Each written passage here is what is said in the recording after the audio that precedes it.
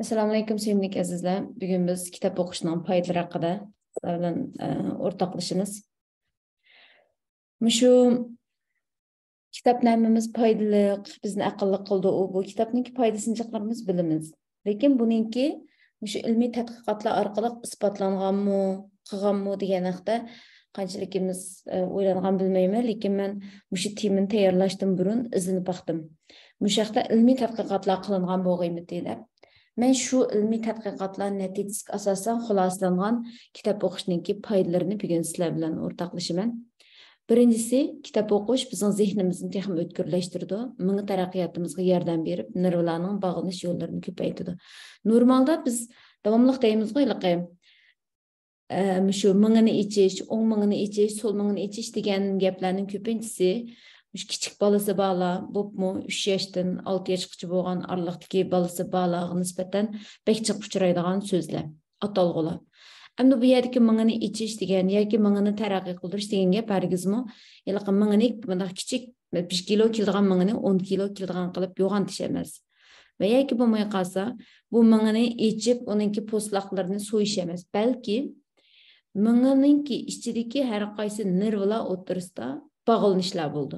Kitap o'qish shu bog'larni ko'paytirdi. Xuddi bir hech qanday yo'l yo'q bir shaharni xiyol qilinglar, bir jutni xiyol qilinglar va intayin yo'llar taraqqiy qilgan bir yerni xiyol qilinglar. Ikkisiniki o'zaro bir-biriga bo'lgilar orasidagi aloqa, taraqqiyot to'g'ri haqida farqi bo'lamdi, yo'qmi? Bo'ladi. Shunga o'xshash ish, ya'ni mingimizning taraqqiy qilishiga foydasi bor kitob o'qish. Onun için ikinci bu bizdeki söz baylıqımızı aşırdı, nutqımızı yaxşılaydı. Söz baylığı meyli ayol kişi, meyli er kişi, meyli çoğunlar, meyli kiçikler olsun, hemimiz için intayin kıymetlik. Biz yaş çoğaygan sıra kişiler bilen boğay kişilik alaqının ki nurgun nəslerde mühim ekanligini his qilib qoldik ekamiz. Bizning baxt tuyg'umizda. Yaş çoğaygan sıra Mesela kişiler bilen yaxşı aloqa qilishga, chiroyli bir obrazimizning bo'lishiga, ishlarimizning yurishiga ehtiyojimiz yoshligimizdan bakarak bo'ladi ekan. Demak, biz mushu so'z boyligimizni oshirish orqali bu maqsadlarimizga yeta olamiz. Yoshlarcha o'zining o'ylaganlarini yaxshi ifodalash, bu orqali muvaffaqiyat qadamini texmi yaxshi va tez basa oladi. Üçüncüsü besimlarga qarshi turish iqtidorimizni oshirdi. İlham ve medet berdi. Normalda şu nurgun psikologlar ve yoki bo'lmay qolsa aile maslahatchilari bu degandeklarga borimiz soatlab ba'zida o'zimizningki dardlarimizni to'kimiz va bu bundan keyingi eng taraqqiy qilgan kasblarningki birisiga aylanib qoldi. Shuni o'qiyotgan vaqtimda qaragandek insonlarningki kitob o'qishi azab ketayotganda va yoki bo'lmasa sifatlik bizni mana shunday besimlarga qarshi turish iqtidorimizni oshiradigan sifatli kitoblar azlab ketamdi yoki biz kitob o'qimamdiq deb o'ylab qoldim. Tabiiy holatda kitob o'qish bizniki besimga qarshi turish iqtidorimizni oshirdi ekan va bizga har vaqt madad berib turdi ekan. Yana bir muhim alohidaligi uyqu sifatimizni alohida oshirdi. Ya'ni burun chaqchaqib deb qo'yatdik, oqshom uxlayolmadim, u bu deb qolsa, undan sonra uxlayamagan bo'lsang, sen kitob o'qisang uxlaysan deb. Haqiqatan faqat uyqu kelmagan vaqtida biz kitob o'qisak, bu uyqu baland keldi. Shuni masalan men uxlayolmaslik u bu degan narsalar oliy maktab hayotida asla bo'lib boqmagan. Keyingi vaqtlardami hozir uyqum toza yaxshi emas. Shu yaqinqi bir necha haftadan buyon ve aralıqdaki bir mezgil faqat uxlayolmas bo'lib qoldim. Men shu bizniki Kiyani bilan tanishdim burungi vaqtlarda. Meningki Kiyanininki o'zim shu maslahatlarni iste'mol qilgan uyquning sifatining bek yaxshi bo'lishimi, meningki maslahatni bek yaxshi ko'rishimga sabab bo'lgan omillarning birisi hamdi. Kitap o'qish masalasiga kelsak, hozir qanchalikimiz oqshom yetishdan burun kitob o'qiymiz, qanchalikimiz telefon qarab yotamiz, uni o'zimiz o'ylab baxsak bo'ldi. Shaxsan men beshimda oqshom kitob o'qiydigan, kitob oqshom ustal chirig'i yo'qki oqshom ashini his qildim men. Asosan kitob o'qimay telefon qarab yetayotgani uzun vaqtlar bo'lib ketibdi. Şoň belki bizning besimlerimiz yoki kitap o'qish iqtidorimizning to'lab ketishi telefon bilan munosabatli bo'lishi mumkin. Yani bu yerdagi telefondagi har xil sotsial medialar va buningdagi xabarlar to'xtamay tez yanglandi. Qisqa muhim cho'michkasi chiqaraq bir nimaning tayini yo'q. Ammo biz to'xtamay yangi bilimlarni o'qiyotgan. Hammasi bir-birini voy medyada beribdi. Voy palonchi anaqa qilibdi. Pistonchi bundoq qilibdi. Hammasi yangi xabarlar. To'xtamay mingimizga diqqatlanish ichida va to'xtamay diqqat yutkilish ichida. Uzun vaqt bir narsaga diqqatni markazlashtirib turmagandan keyin mingining bu tahlil qilish iqtidori, diqqatni markazlashtirish, uchurlarni bir taraf qilish iqtidorini to'lab ketadigancha. Bugungi kundagi nurg'unlagan shu kollamizniki nayti qalaymaqan, masalan, danuk deb qo'ydi. Fikrimizniki bir yerga markazlashamasligimi bizniki shu kitob o'qishimizning azlab telefon, bo'pmi oqshom uxlashdan burun ko'radigan telefonlarimizning jiqlab ketishi asosli sabablarning birisi. Hamda oqshom kitob yetishdan burun kitob o'qib yotsak, uyqumizniki sifatini oshirdi. Bizniki histoshlik qilish va tuyg'udoshlik iqtidorimizni kuchaytirdi. Buningda turkchada empatiya deydi. Ya'ni inson başqalarning o'rniga o'zini qo'yib o'ylay olgan vaqtida. Pichoqni avval o'zingga sol, og'rimsa kishiga sol deydi. Shunami? Kitob o'qish bizning shu xil iqtidorimizni oshirdi. Mushu qitim yatavrash obatida hamma yerlarda taraf yordamlar berildi, shunaqa. Bizmi ajoyib o'ylab boqmagan, masalan, darajada meyli moddiy, meyli ma'naviy jihatda butun bir kollektiv Uyg'ur ulush suhbatimiz bilan aytijaq yordam qildik.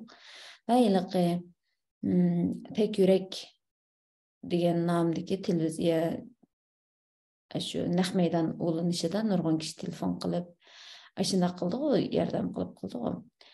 Endi uning u vaqtida nurg'unlarning oshkorlanmagan nurg'un kishilar dal mushu histoshlik qilish, tuyg'udoshlik bir insoniy tuyg'ulari sababli yordam qildi. Endi normalda biz shu ko'proq mishadamimizga tonish bo'lgan ar-ayollik munosabatimizni misolga olsam, ar-ayollik munosabatlari nima uchun nacharlashib ketadi? Nima uchun bir inoq yoki huzurli oilaviy munosabat shakllantirishda yoki ar-ayollik munosabat shakllantirishda qiynalamiz deganda her iki tarafninki mushi histoshlik qilish iqtidorining tuvanligidan bo'ldi. Ayollar deydi, ayol kishi olmoq tez, andaq, mandaq, bu. Erlar deydi, bu bizning dardimizni tushunmaydi, xotin kishilar andaq, mandaq deb. Qaysi kuni bizningki kitobchi suhbatimizda Nafisa qarindishimiz, yo'q bir do'stimiz dedi-da, yo'ldashim bir kuni, kishini xotin kishi qilib baqsa, xotin kishini kishi qilib baqsa, shu bir kun xotin kishilar bizning dardimizni anglab baqsa deb mishtat deganda. Ben kulib ketdik-ku. Shuni bilan Nafisa qarindishimizdan dedi. Shuni bilan biz kishidan oylanganimay turibsa xotin kishiga deb. Hammamiz biroq qilib kulishib ketdik. Hammadan o'zining dardini bek yo'g'andek his qildi. Hammadan o'zini intayin pidokor, intayin jiq narsalarni qurbon qilish bedeliga shu ishni, mayli oilani, mayli munosabatni, mayli uyg'onishni, mayli xizmatni, ma'lum bir ishni qilayotgandek. Shunday tuyg'ularda ba'zida o'ylaymiz o'zimizni. Ammo qarish tarafchi. Masalan, yo'ldashimiz bu ayolni o'ylamayotgandi, u nimaga javob tortadi, shunami? Kishi o'g'an odamchi, yalqi bir kinovatga uy ishimi deydigan. Biz kichik chog'larimizda ko'rgan go'zalliklarni keltirsang deydigan. Hey xotin, nima qilding sen? Mushu chaqish tomoq pishmadimi? Mana hozirla. Yalqi ayol, shuni chiroyli. Mush uy ishimi de, mush uyning ishlari bilan uyning ishimi deyman. Men bo'lsam degandan keyin chiroyli o ayol deydi-da. Hopmay 2 soat qarab turing, men tikkan kiyimni to'yinki maldagi to'y yo'g'anlarga ulgutib berishim kerakdi. Shuni operativ kelay deb, to'yinki malga berib kerak yo'g'an 1-2 soat ichida uyning ichi nima bo'lib ketadi, shunami? Ya'ni histoshlik qilish iqtidorimiz degan shu. Boshqalarning o'rniga o'zimizni qo'yib o'ylay olish. bu kitap okuş arkalık bu iktidarımızın terakki kıldıra alayımız. Bu iktidar terakki kılgan vaqtida bilemizler. İşler arasındaki münasebetini bek yaxşılık alıp oldu. Allah iktidarımızın canlandığı oldu. Hakikaten. Ondan keyin keldik kitap okuş bizning aloq iqtidorimizni kuchaytirdi. Bu bizning ijtimoiylashishimizga foydali. İctimailashish bizningki shu o'zimiz yashayotgan to'plum ichida, o'zimiz yashayotgan kishilar ichida shular bilan o'zaro aloqa qilish, shu to'plum ichida o'zimizning bir kishilik qadr-qimmatini ve o yerdeki iqtidorimizni, o'rnimizni ve tavallik tuyg'imizni muayyanlashtirish uchun intayin muhim. Mesela to'y to'kinlarga boramiz, og'riq siloqlar bo'lsa yo'qlaymiz. Shunami? O'lim yetimlar bo'lsa chiroyli boramiz. Nemishqa deganda, qadaymiz-ku. Sat turdi. Bamiz voy bu o'limga sat turdi, bamiz voy to'y qopabdikin sat tumsin. Ya'ni bu nima? Şu bizning ijtimoiylashishimiz bizningki aloqa ehtiyojimizni qondira oladi. Ve nurg'unlagan ma'naviy ehtiyojlarimizni qondirish uchun rol o'ynaydi. To'g'ri bo'lgan bir ijtimoiy aloqa chambarkimiz. Bu kitap o'qish, bayida bitib ketgandek bir tarafdan bizning so'z iqtidorimizni yaxshilasa, tushunami? Qarshi tarafning o'rniga o'zimizni qo'yib o'ylay oladigan hissdoshlik va tuyg'udoshlik iqtidorimizni yaxshilasa. Undan keyin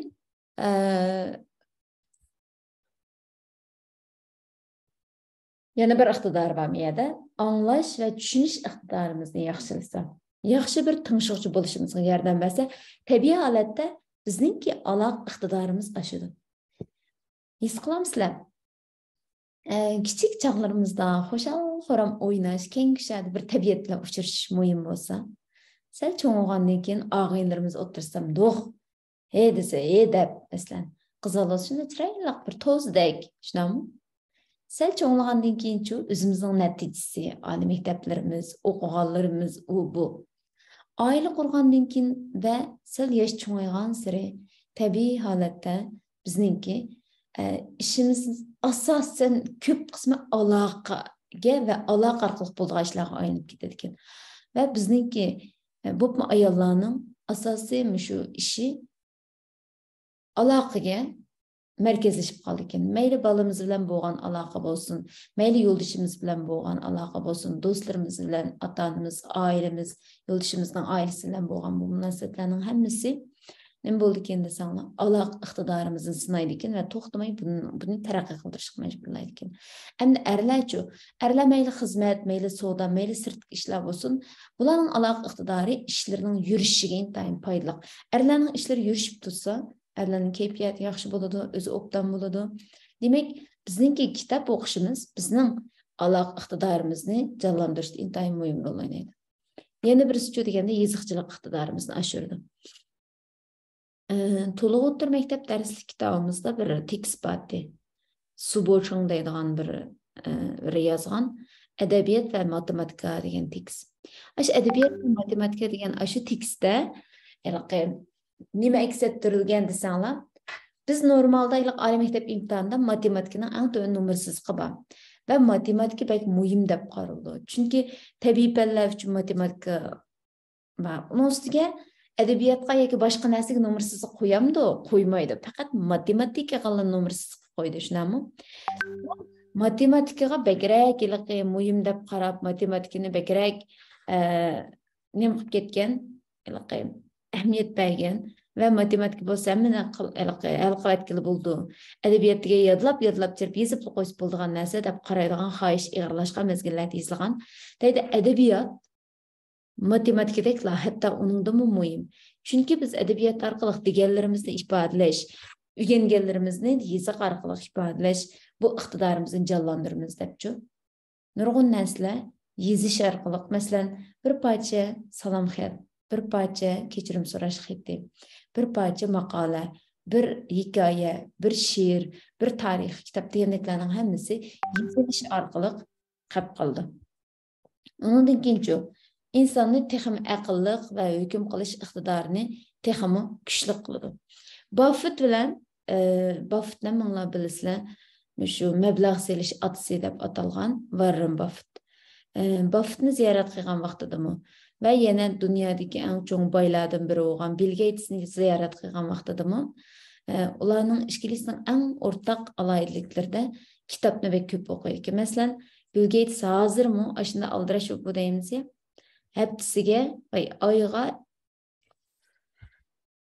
yılıga 52 kitapni, o'ttir hesap bilan hepsi birden kitapni çoqum en az degende o'qib tugitadi ekan. Warren Buffett'dan so'raydi ekan. Müştaq kitap o'qiyman u bu deb kuniga kitap o'qish sayti, xeyli jiq bir kitap o'qish sayti bachu. So'ragan vaqtida deydi ekan, bu kitaplarniki siz qaysi bek ta'sir qilgan, qaysi sizning hayotingizni o'zgartdi, u bu degandek so'ralgan vaqtida turib ketib, men bek jiq kitaplarni o'qidim, hamma ta'sir qildi. Nurg'unlar bor deb degan vaqtida esingizda turmasa yoki bo'lmasa mundaq qilmaydigan avval sizdan bormi desa, menda nurg'un narsa o'qiganlarim esim turmaydi. Lekin jiq o'qib benim bir yerga kelgan vaqtida his qilamanki, mening bekchiq uchurg'i har kun yomonchiq uchurlar ko'z oldimga keldi, men bir taraf qilgan yoki nurg'un fursatlar keldi. Ko'p kitob o'qish orqali men darrov ashuni qarab bilalaydigan ve darrov to'g'risi hukm qila oladigan iqtidorni yetuvdim. Çünkü ilaqa bağlar köpeydi ya, bir-biriga bergan signal uçurlar ve mingimizdiki qag'andikin bu uçurlar bir-birini ve tez suratda redlash iqtidorim oshadi. Shunga hukm qilish iqtidorimizdan oshadi. Ondan keyinchi bizning tasavvur qilish ve yangilik yaratish iqtidorimizni kuchaytirdi. Shu yiziqchilik iqtidori yaxshi, asar yozadigan kishilarni hammasi ziyorat qilsa, o'rtaq alaylıki kichik vaqtlarda bekchiq kitap o'qigan yoki bekchiq hikoya cho'chak anglagan. %100 hammasining ashunda. Tuyuqsizlimda qo'poplam hech kitap o'qib boqmay yoki undaq nim qilmay turib bir narsalarni yezib bir narsani qilayotganlar yo'q. Tasavvur qilish, yangilik yaratish bizningki o'sha yangi davrga moslashishimizda va o'zimizni to'xtamay taraqqiy qildirishda bu bek muhim. Demak, kitap o'qishninki yuqorqidek foydalari. Bu bizningki shaxsan mening bir necha maqolalarni o'qigandan keyingi xulosalab yozib chiqqan kitap o'qishninki foydalari. Bugungi darsni men o'sha yerda oxirlashtiray. Keyingi darslarimizni ko'rishaylik. Ko'pchilikka rahmat.